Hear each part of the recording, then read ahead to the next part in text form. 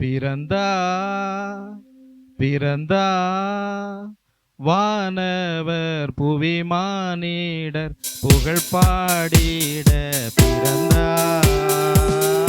மானவர் புவி மானிடர் புகழ் பாடிட பிறந்தா மாட்டு தொழுவம் தெரிந்தெடுத்தார் மாதேவ தேவனே மாட்டு தொழுவம் தெரிந்தெடுத்தார் மாதேவ தேவனே மேன்மை வெறுத்தார் தாழ்மை தரித்தார் மாஜோதியாய் வளர்ந்தார் மேன்மை வெறுத்தார் தாழ்மை தரித்தார் மாஜோதியாய் வளர்ந்தார் பிறந்தா பிறந்தா வானவர் புவி மானிடர் புகழ் பாடிட பிறந்தார் வானவர் புவி மானிடர் புகழ் பாடிட பிறந்தார் பாவ உலக மானிடரில் வாசம் அடைந்தவரே பாவ உலக மானிடரில் வாசம் அடைந்தவரே மனக்காரிருளை எம்மில் நீக்கிவிடும் மெய்மாஜோதியாய் திகழ்ந்தார் மனக்காரிருளை எம்மில் நீக்கிடுமை மாஜோதியாய் திகழ்ந்தார்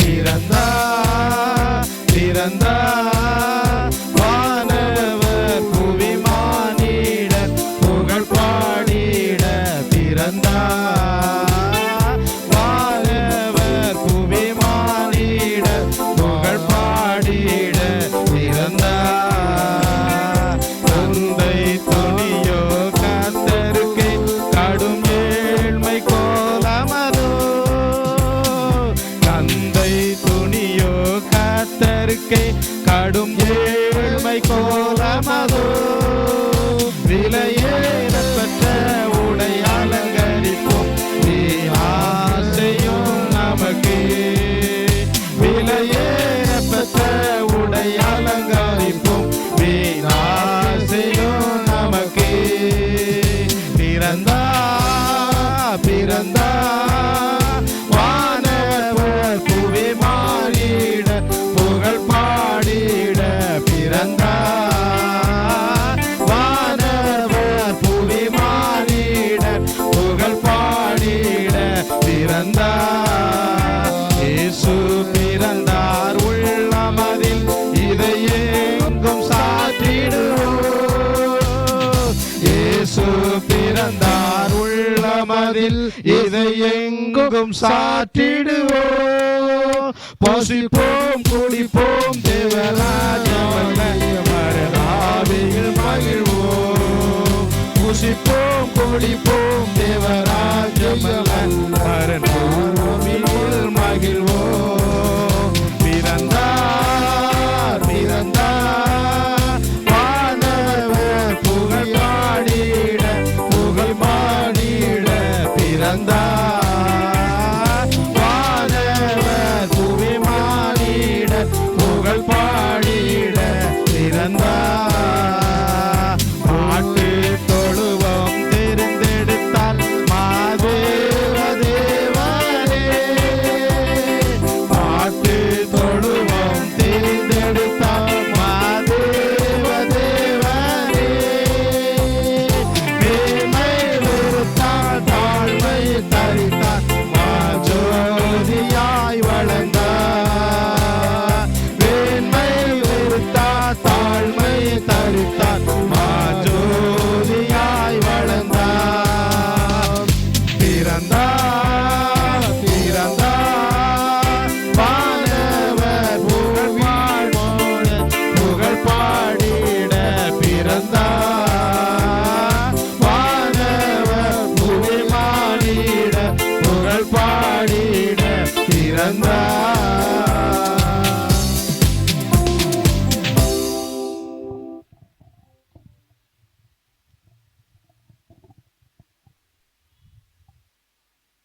இந்த இடத்துல கூடி நிற்கிற யாவருக்கும் அட்வான்ஸ் ஹாப்பி கிறிஸ்மஸ். கர்த்தர் தாமே உங்கள் யாவரையும் ஆசீர்வதிப்பாராக.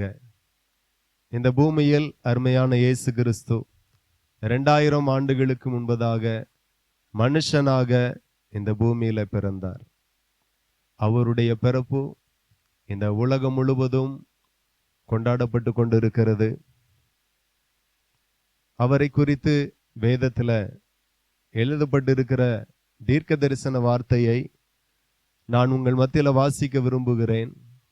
மத்திய எழுதின சுவிசேஷம் 1ஆம் அதிகாரம் 21வது வசனத்துல சொல்லப்பட்டிருக்கிறது, அவள் ஒரு குமாரனை பெறுவாள், அவருக்கு இயேசு என்று பெயரிடுவாயாக, ஏனெனில் அவர் தமது ஜனங்களின் பாவங்களை நீக்கி அவர்களை இரட்சிப்பார் என்று வேதத்துல இயேசு கிறிஸ்துனுடைய பிறப்பை குறித்தும் அவருடைய மகிமையை குறித்தும் இந்த இடத்துல எழுதப்பட்டிருக்கிறது. இந்த வசனத்துல இயேசு கிறிஸ்துவை குறித்து 2 காரியம் சொல்லப்பட்டிருக்கிறது. அந்த 2 காரியத்தினுடைய விளக்கத்தை நான் உங்கள் மத்தியில சொல்ல விரும்புகிறேன். ஒன்று, ஜனங்களின் பாவங்களை நீக்கி அவர்களை இரட்சிப்பார். இந்த பூமியில எல்லாருக்கும் தெரியும், அநேக மனுஷன் பாவம் செய்கிறான். பாவத்தினால ஒரு பாவம் செய்யும் போது அதனுடைய பிரதிபலன் நமக்கு நிச்சயமாய் உண்டு. நன்மை செய்தாலும் அந்த நன்மைக்கு பலன் உண்டு, தீமை செய்தாலும் தீமைக்கு பலன் உண்டு.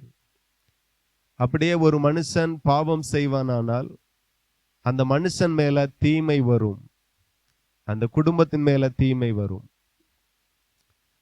சில மனுஷனுடைய குடும்பத்துல பாத்தீங்கன்னா முப்பிதாக்களுடைய சாபம் தலைமுறை தலைமுறையாய் தொடருகிறது. பாட்டங்காலத்துல, தாத்தா காலத்துல, அப்பா காலத்துல, இப்ப மகனுடைய காலத்திலையும் அந்த சாபத்தினால வந்த வேதனை, சாபத்தினால வந்த நஷ்டங்கள், கஷ்டங்கள், மன வருத்தங்கள், இழப்புகள், இதெல்லாம் நம்ம பார்க்கிறோம். பாவம் செய்யும் போது ஏதோ ஜாலிக்காக நான் பண்ணுகிறேன் என்று சொல்லி சிலருக்கு தோணலாம். இதுல என்ன இருக்கு, இதெல்லாம் ஒண்ணும் இல்லை.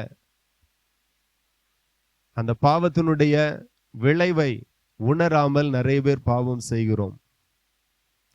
ஆனா பாவம் மிக கொடூரமான விளைவை நம்முடைய வாழ்க்கையில கொண்டு வரும் என்கிறதை ஒருவரும் மறக்கக்கூடாது.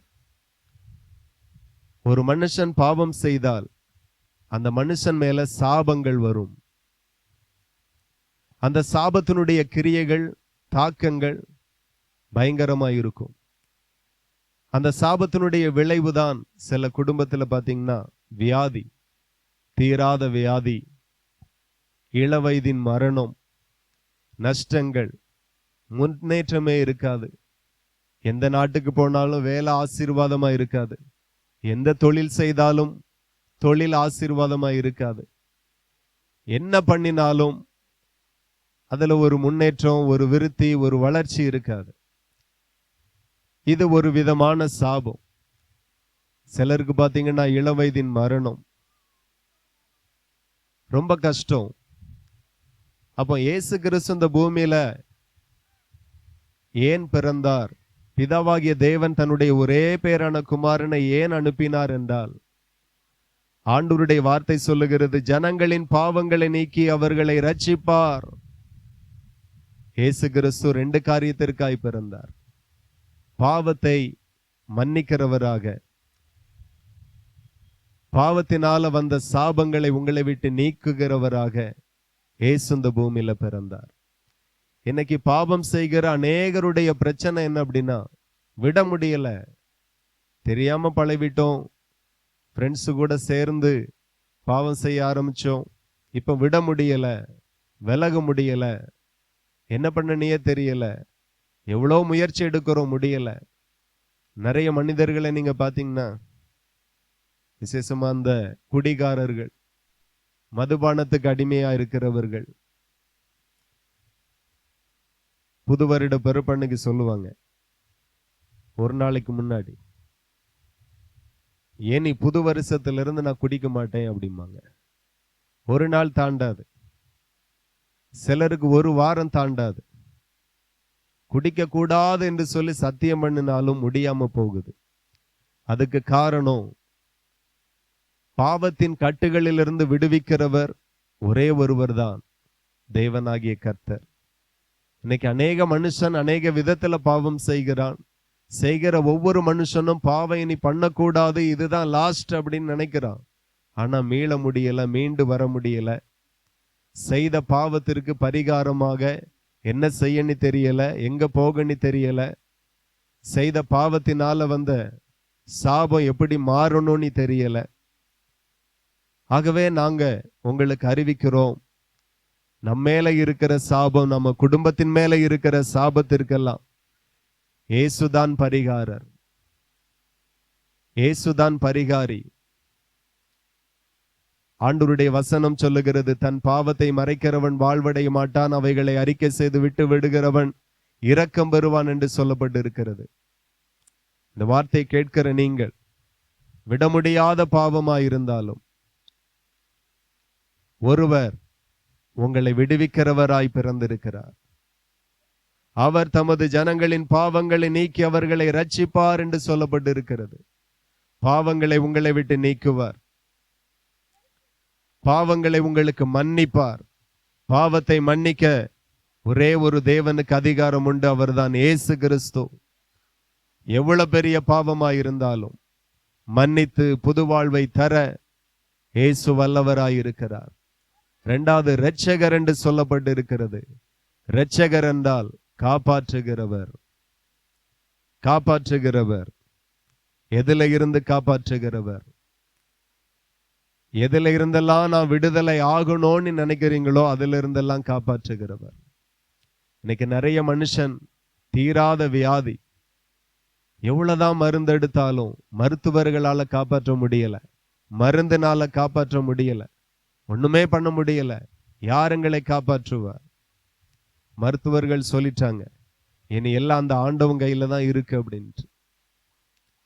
தீராத வியாதியை தீர்க்கும்படியாக இயேசு இந்த இடத்துல பிறந்திருக்கிறார். நீங்க கவனித்தால் இயேசு கிறிஸ்து 3 காரியத்திற்காக பிறந்தார். ஒன்று, தேவனுடைய சித்தம் என்ன என்கிறதை மனுஷனுக்கு பிரசங்கிக்கும்படி இயேசு பிறந்தார். அதுதான் இயேசு கிறிஸ்து இந்த பூமியில ஊழியம் செய்த நாட்களில, மனம் திரும்புங்கள் பரலோக ராஜ்யம் சமீபமாய் இருக்கிறது என்று கடற்கரையில, வீதிகளில, கிராமங்களில, பட்டணங்களில அவர் பிரசங்கித்தார். சீசர்களையும் பிரசங்கிக்க வைத்தார்.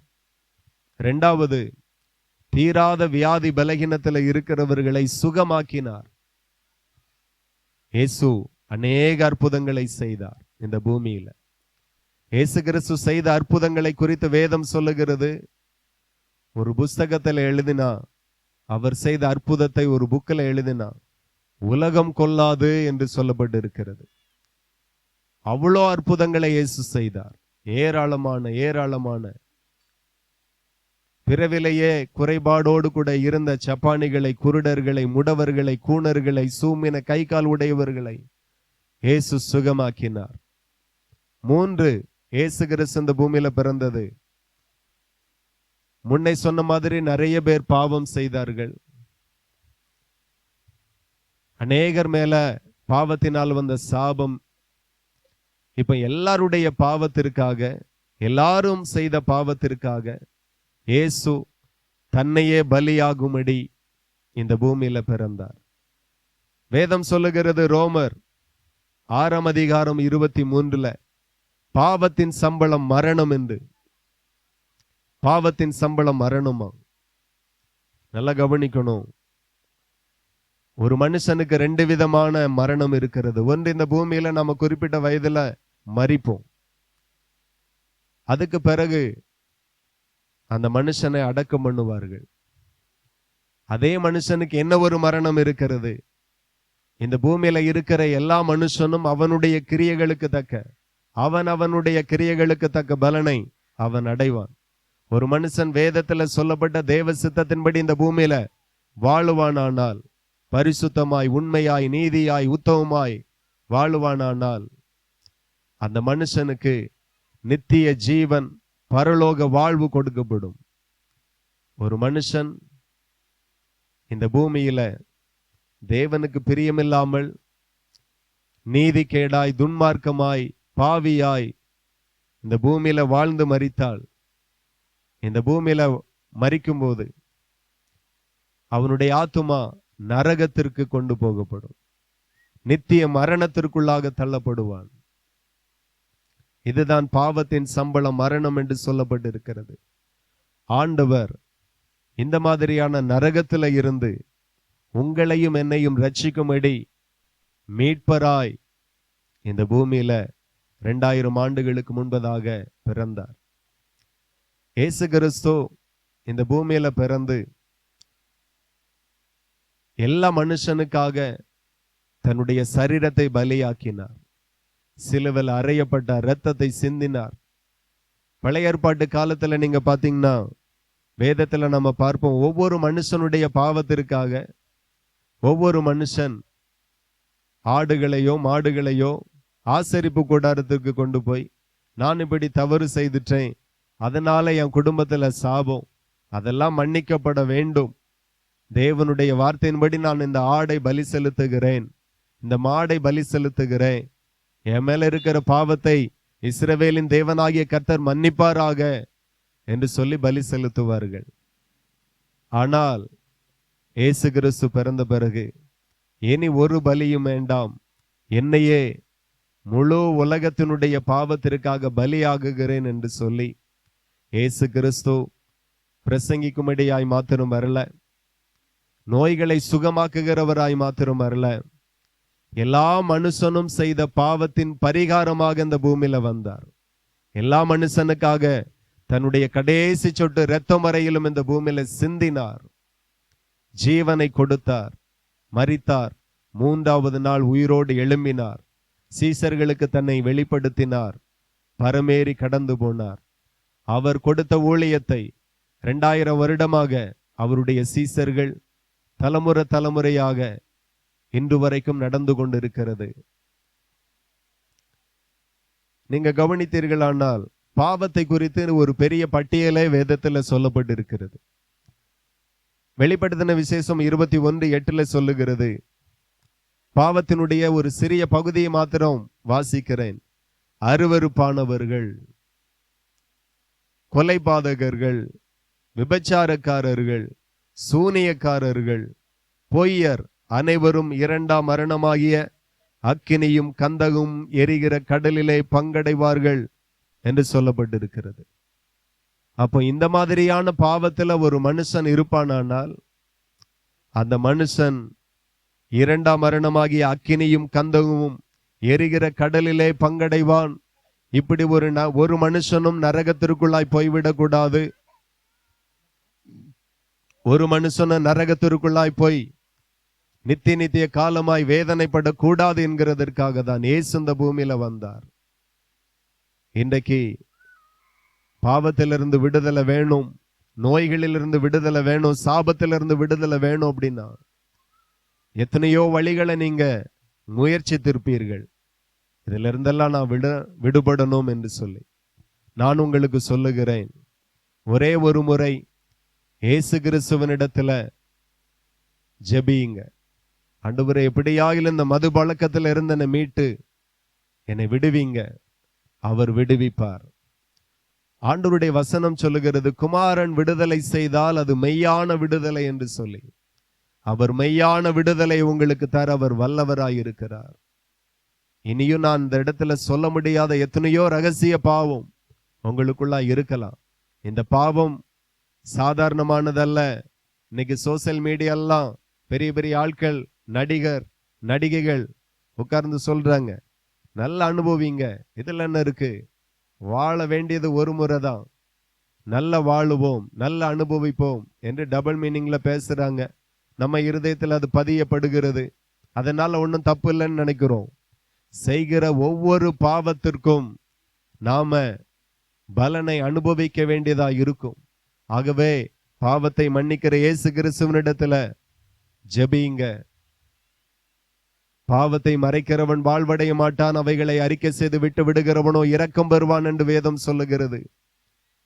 அறிக்கை பண்ணுங்க, இனி செய்ய மாட்டேன், நான் இன்றைக்கே என் பாவத்திலிருந்து மனம் திரும்புகிறேன், இயேசு கிறிஸ்து இந்த பாவத்திலிருந்து என்னை விடுவிப்பாராக, என் பாவத்தை மன்னிப்பாராக, இன்றைக்கே என் குடும்பத்தின் மேல தேவனுடைய ஆசீர்வாதங்களை பிதாவை எனக்கு தாருங்கன்னு கேளுங்க. இன்றைக்கே உங்க வாழ்க்கை மாறும், உங்க சூழ்நிலைகள் மாறும், உங்க குடும்பத்தில் இருக்கிற துக்கங்கள் மாறும், உங்கள் துக்கம் சந்தோஷமாய் மாறும் என்று சொல்லப்பட்டு இருக்கிறது. நிச்சயமாய் மாறும். அப்படியே யோவான் 1:29 சொல்லுகிறது, உலகத்தின் பாவத்தை சுமந்து தீர்க்கிற தேவ ஆட்டுக்குட்டி என்று இயேசுவை சொல்லப்பட்டிருக்கிறது. அப்படியே இயேசு கிறிஸ்து இந்த பூமியில வந்தார். தேவனுடைய சித்தம்னா என்ன என்கிறதை அவர் பிரசங்கித்தார். இன்னைக்கு நமக்கு பிடிச்ச மாதிரி எல்லாம் இந்த பூமியில வாழுகிறோம். ஒன்றை மாத்திரம் சிந்தித்து பாருங்கள். ஒரு மனுஷன் ஒரு வீடை கட்டி வாடகைக்கு விடுகிறான். வாடகைக்கு வந்து அமர்ந்து கொள்ளுகிற அந்த குடும்பத்திற்கு பல கண்டிஷனை சொல்லுகிறான். இந்த வீட்டில் ஆணி அடிக்க கூடாது, இந்த வீடை சுத்தமா வைக்கணும், தண்ணீரை வீணா செலவழிக்க கூடாது, கதவு ஜன்னல்லாம் பாதுகாப்பா இருக்கணும், இத்தனை நபரை தாண்டி 4 பேரை தாண்டி உங்க குடும்பத்தை தாண்டி யாரும் ரொம்ப நாளைக்கு வீட்டில் தங்கக்கூடாது, இருக்கக்கூடாது, எத்தனையோ கண்டிஷனை வைக்கிறோம். அதே போல இவ்வளவு அழகான பூமியை சிருஷ்டித்த ஆண்டவர் எந்த ஒரு கண்டிஷனும் இல்லாம இந்த பூமியை சிருஷ்டிக்கவில்லை. அவருடைய சித்தம் என்ன, இந்த பூமியில் எப்படி வாழணும் வாழக்கூடாது என்கிற அநேக கண்டிஷனை வேதத்தில் ஆண்டவர் எழுதியிருக்கிறார். நீங்க வாசிங்க, மனம் திரும்புங்க, உங்க பாவத்தை இயேசு கிறிஸ்துவனிடத்துல ஒப்பு கொடுத்து ஜெபம் பண்ணுங்க. இன்றைக்கு உங்க வாழ்க்கையில பெரிய மாற்றங்களை ஆண்டவர் தருவார். ஆண்டவர் தாமே உங்களை ஆசீர்வதிப்பாராக. இந்த வார்த்தை இந்த இடத்துல பொறுமையாயிருந்து கேட்ட சிறு பிள்ளைகள், பெரியவர்கள், சகோதர சகோதரிகள் யாவரையும் நாங்கள் வாழ்த்துகிறோம். எவர்களை ஆசீர்வதிப்பீர்களோ அவர்களை நான் ஆசீர்வதிப்பேன் என்று சொல்லி ஆண்டவர் எங்களுக்கு அதிகாரத்தை தந்திருக்கிறார். அந்த அதிகாரத்தை பயன்படுத்தி நான் உங்களை வாழ்த்துகிறேன், ஆசீர்வதிக்கிறேன். உங்க குடும்பத்தை ஆசீர்வதிக்கிறேன், உங்க படிப்பை ஆசீர்வதிக்கிறேன், உங்க எதிர்காலத்தை ஆசீர்வதிக்கிறேன், உங்க தொழில் வியாபாரங்களை ஆசீர்வதிக்கிறேன். நீங்க ஆசீர்வாதமாய் இருப்பீர்கள். கர்த்தர் உங்கள் பெயரை பெருமைப்படுத்துவாராக. God bless you.